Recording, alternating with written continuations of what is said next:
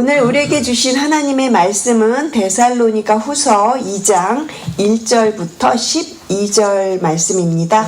제가 가지고 있는 신약 성경 페이지 334페이지에 있습니다. 데살로니가 후서 2장 1절부터 12절 말씀을 우리 함께 합독으로 읽겠습니다. 찾으신 줄로 알고 1절부터 함께 읽겠습니다. 형제들아, 우리가 너희에게 구하는 것은 우리 주 예수 그리스도의 강림하심과 우리가 그 앞에 모임에 관하여 영으로나 또는 말로나 또는 우리에게서 받았다 하는 편지로나 주의 날이 이르렀다고 해서 쉽게 마음이 흔들리거나 두려워하거나 하지 말아야 한다는 것이라. 누가 어떻게 하여도 너희가 미혹되지 말라. 먼저 배교하는 일이 있고 저 불법의 사람 곧 멸망의 아들이 나타나기 전에는 그날이 이르지 아니하리니 그는 대적하는 자라. 신이라고 불리는 모든 것과 숭배함을 받는 것에 대항하여 그 위에 자기를 높이고 하나님의 성전에 앉아 자기를 하나님이라고 내세우느니라. 내가 너희와 함께 있을 때 이 일을 너희에게 말한 것을 기억하지 못하느냐. 너희는 지금 그로 하여금 그의 때에 나타나게 하려 하여 막는 것이 있는 것을 아나니 불법의 비밀이 이미 활동하였으나 지금은 그것을 막는 자가 있어 그 중에서 옮겨질 때까지 하리라. 그때에 불법한 자가 나타나리니 주 예수께서 그 입의 기운으로 그를 죽이시고 강림하여 나타나심으로 패하시리라. 악한 자의 나타남은 사탄의 활동을 따라 모든 능력과 표적과 거짓 기적과 불의의 모든 속임으로 멸망하는 자들에게 있으리니 이는 그들이 진리의 사랑을 받지 아니하여 구원함을 받지 못함이라. 이러므로 하나님이 미혹의 역사를 그들에게 보내사 거짓 것을 믿게 하심은 진리를 믿지 않고 불의를 좋아하는 모든 자들로 하여금 심판을 받게 하려 하심이라. 아멘. 쉽게 마음이 흔들리지 마십시오. 이러한 제목으로 오늘 본문으로 말씀을 나누겠습니다. 오늘 본문은 마지막 날 재림에 관한 내용들을 말해주고 있어요. 재림에 관한 해석이 워낙 다양합니다. 신학적인 논란도 많고요. 그리고 어려운 구절로 어려운 해석으로 알려진 본문이기도 합니다. 만일 예수님께서 내일 당장 재림하신다면 여러분은 오늘을 어떻게 사시겠습니까? 저는 이 질문을 저 스스로에게 해보면서 가장 먼저 떠올랐던 구절이 스피노자가 한 말이 생각이 났어요. 굉장히 유명한 말이죠. 내일 지구가 멸망하더라도 나는 오늘 한 그루의 나무를 심겠다, 이 말인데요. 근데 이 말을 찾아보면서 이 말이 스피노자가 한 말이 아니라 그보다도 먼저 태어났던 저희가 잘 알고 있는 종교개혁을 일으킨 마틴 루터가 했던 말이라고 합니다. 마틴 루터의 일기장에 이 말이 기록되어 있다고 해요. 그러니까 마틴 루터는 말씀을 읽으면서 이미 그것을 깨달았던 것 같아요. 주님의 재림이 지금 당장 언제 오실지 모르지만 달라질 것이 없다. 지금 오더라도 나는 여전히 내게 주어진 일을 성실하게 하면 그렇게 주님의 재림을 오늘이라도 내가 맞겠다. 이런 어떤 신앙의 고백이 담겨있는 그런 말이라는 생각이 들었습니다. 마틴 루터는 아마 그렇게 꾸준하게 하루의 일과를 살았을 것 같아요. 주님이 당장 오시더라도 내일 오시더라도 나는 여전히 오늘 아침 일찍 일어나서 기도하고 또 말씀 묵상하고 말씀 그렇게 전하고 저녁이 되면 다시 또 가족하고 식사를 하고 그리고 그렇게 주님이 오시는 것을 맞겠다. 그렇게 말씀대로 살아가겠다. 주님이 지금 당장 오신다고 해서 하나도 달라질 것이 없다는 것이죠. 그렇습니다. 우리가 말씀대로 지켜서 행하는 삶을 매일매일 하루하루 그렇게 살아간다는 것, 지금 당장 주님이 오신다고 해도 특별히 달라질 것이 없다는 것입니다. 그런데요, 오늘 저희가 읽었던 본문 속에 나오는 데살로니가 교회의 성도들은 그렇지 않았던 것 같습니다. 주님의 재림이 있다고 해서 그것 때문에 두려워하는 사람들이 많았고요. 그리고 또 어떤 사람들은 이미 주님의 재림이 왔다.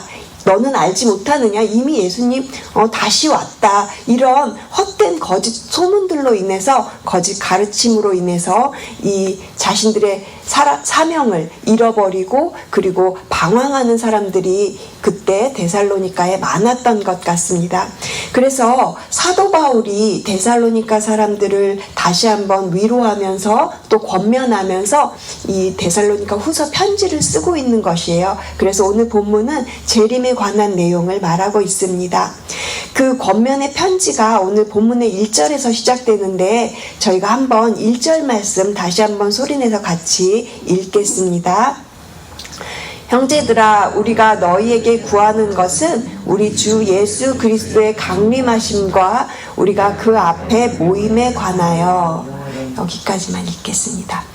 1절에 보시면 주 예수 그리스도의 강림하심과, 여기서 강림은 주의 재림을 말하는 것입니다.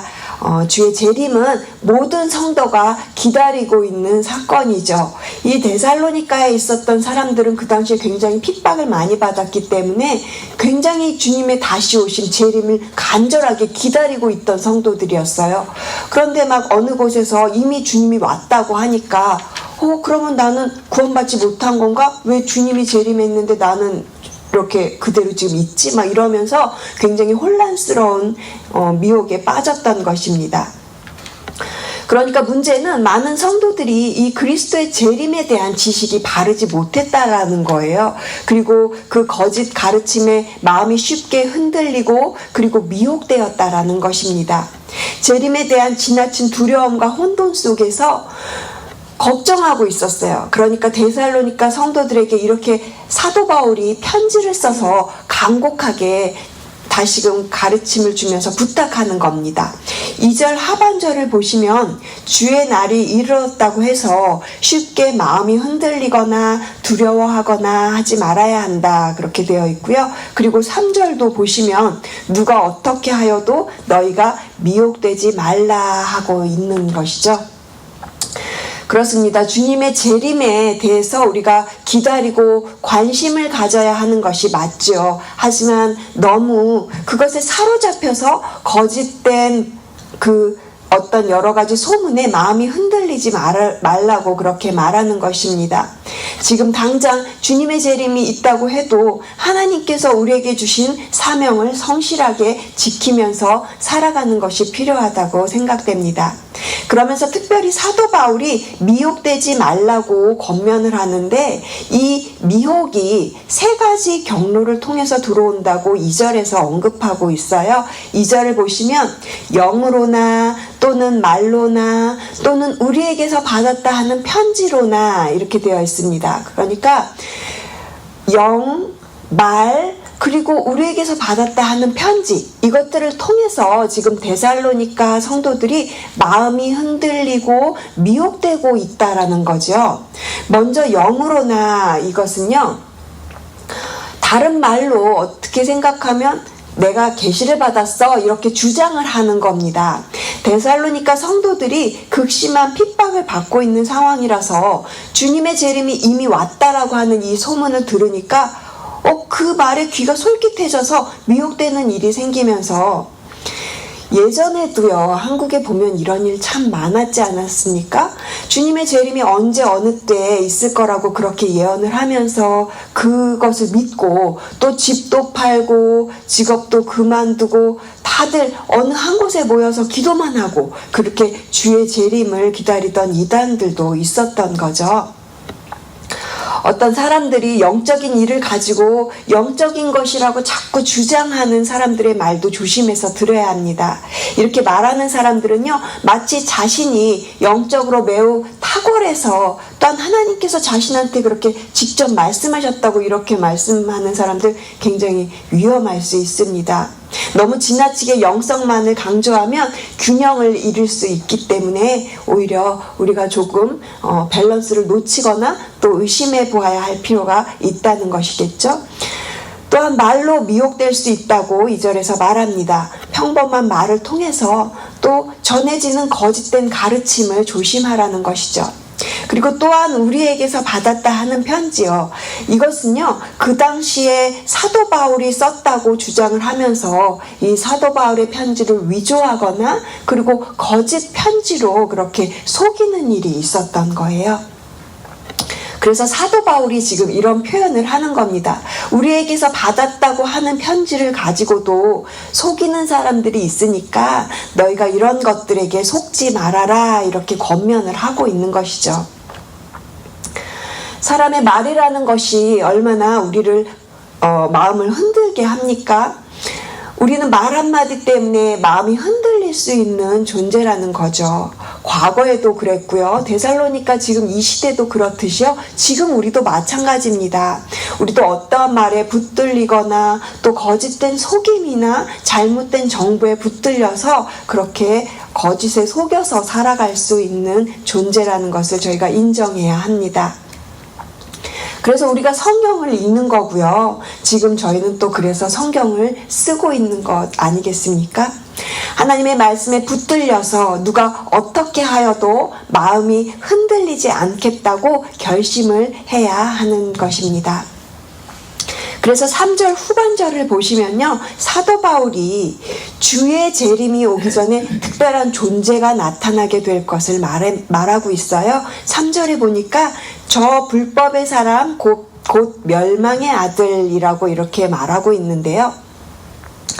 이런 존재가 과거에도 나타났고요. 지금도 여전히 나타나고 있어요. 결국은 나타났다가 사라지고 나타났다가 사라지고 이러면서 역사 속에서 계속 반복되고 있는 것이죠.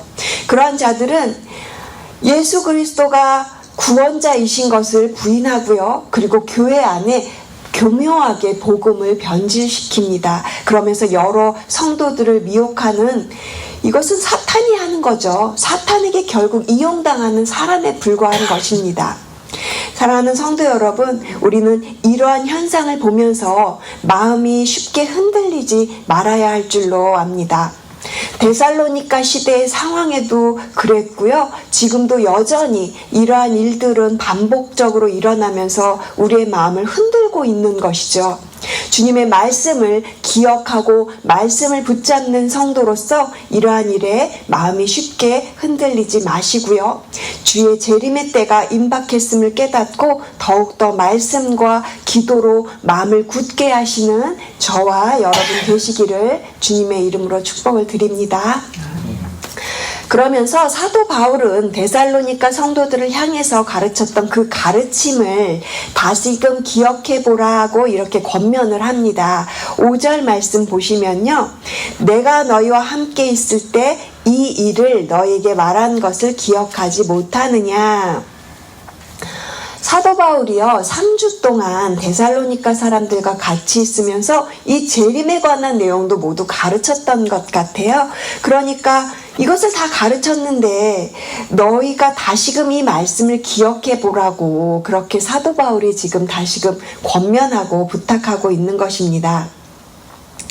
그러면서 6절부터 8절의 내용으로 불법의 사람, 멸망의 아들에 관한 내용을 다시금 가르쳐 주는데요.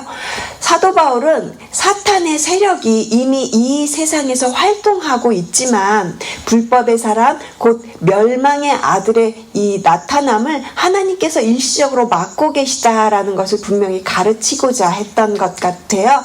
6절과 7절에서 표현하고 있는 요 단어들이 있습니다. 막는 것, 그리고 막는 자, 이런 단어들을 우리가 볼 수가 있는데요. 사탄의 세력조차 하나님의 허락 하에서만 활동할 수밖에 없음을 사도 바울은 다시 한번 확실하게 가르치고자 했던 것이겠죠. 사실 이 6절에서 8절 말씀은요, 굉장히 난해한 구절 중에 하나입니다.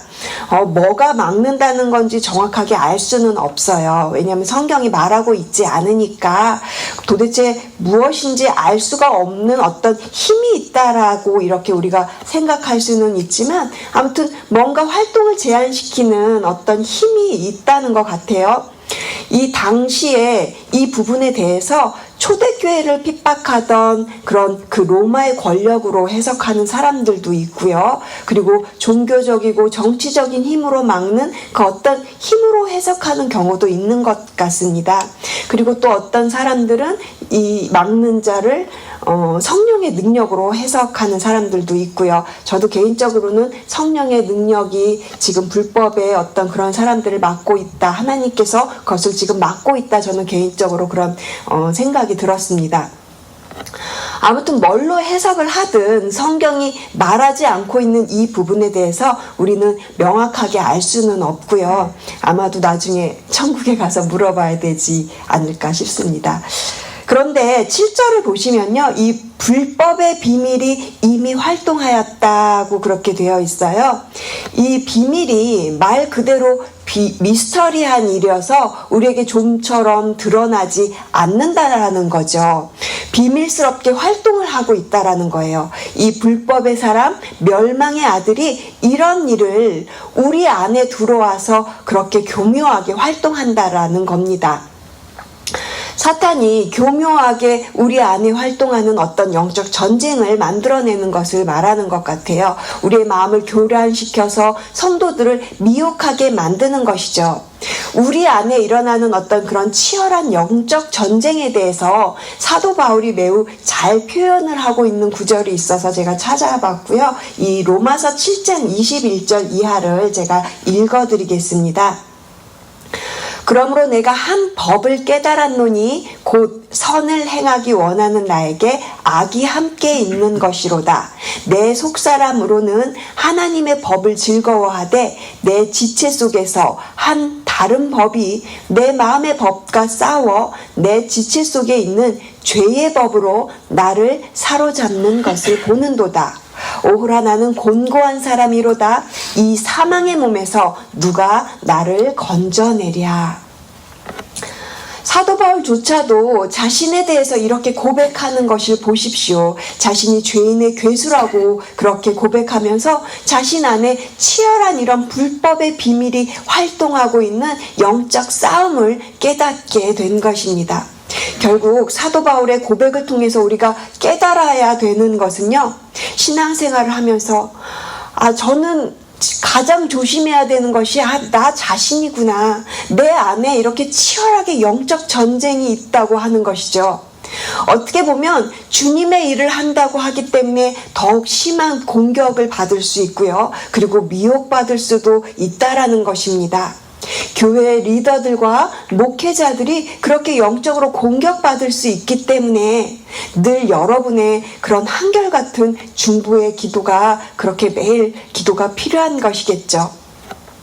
사도 바울도 그것을 잘 깨닫고 있었던 것 같습니다. 그래서 9절과 10절을 통해서 사탄의 역사를 행하는 자들을 이렇게 표현하고 있는데요. 그래서 우리 9절과 10절 한번 같이 읽겠습니다. 9절 10절입니다.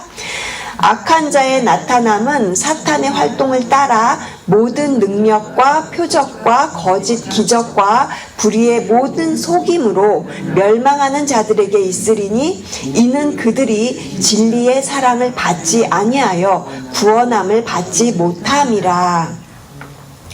사도 바울은요, 악한 자가 사탄의 역사를 힘입어서 능력을 나타내는 존재라고 지금 말하고 있습니다. 그들에게 어떠한 능력이 나타난다고 되어 있나요? 9절 보시면 모든 능력과 표적과 거짓 기적과 계속해서 10절 보시면 불의의 모든 속임으로 역사를 일으키는 존재라고 밝히고 있는 거죠. 사람들은 이러한 현상에 능력을 보고서 사탄을 숭배하고 있는 거고요. 그래서 예수님께서도 말세에 나타날 거짓 그리스도를 조심하라고 하셨죠. 마태복음 24장 5절 말씀에 많은 사람이 내 이름으로 와서 이르되 나는 그리스도라 하여 많은 사람을 미혹하리라. 이렇게 예수님께서도 말씀을 하셨습니다. 그러므로 이 미혹의 역사에 대해서 하나님의 공의로운 심판이 있을 것이다. 이렇게 11절과 12절이 말을 하고 있어요. 마지막으로 저희들 11절과 12절 말씀을 같이 함께 읽겠습니다.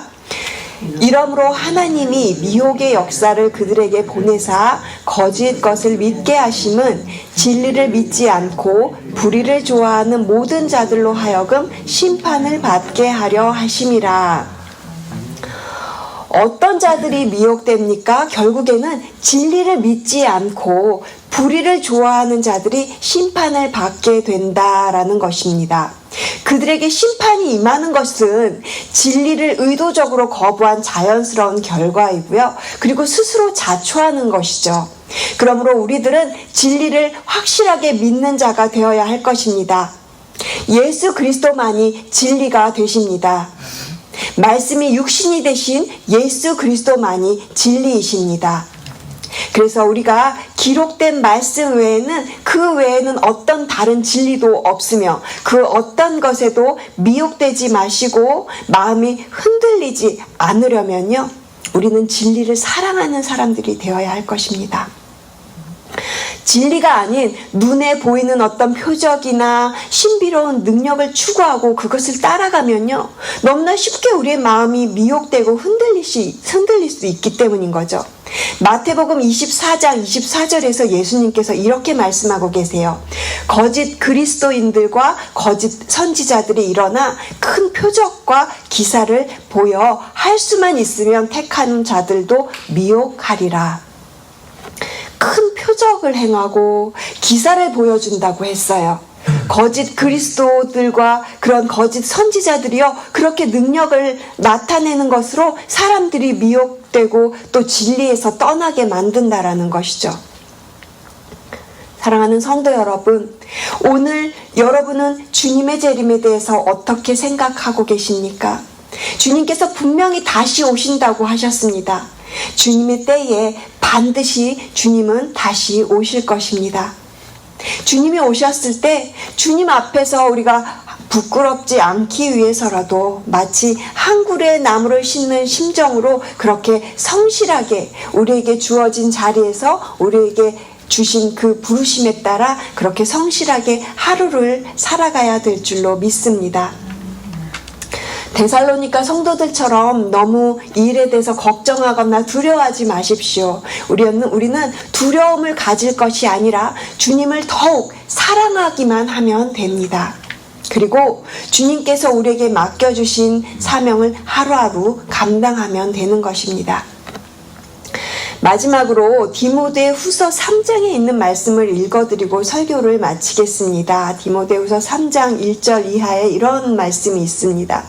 너는 이것을 알라. 말세에 고통하는 때가 이르러 사람들이 자기를 사랑하며 돈을 사랑하며 자랑하며 교만하며 비방하며 부모를 거역하며 감사하지 아니하며 거룩하지 아니하며 무정하며 원통함을 풀지 아니하며 모함하며 절제하지 못하며 사나우며 선한 것을 좋아하지 아니하며 배신하며 조급하며 자만하며 쾌락을 사랑하기를 하나님 사랑하는 것보다 더하며 경건의 모양은 있으나 경건의 능력은 부인하니 이 같은 자들에게서 내가 돌아서라.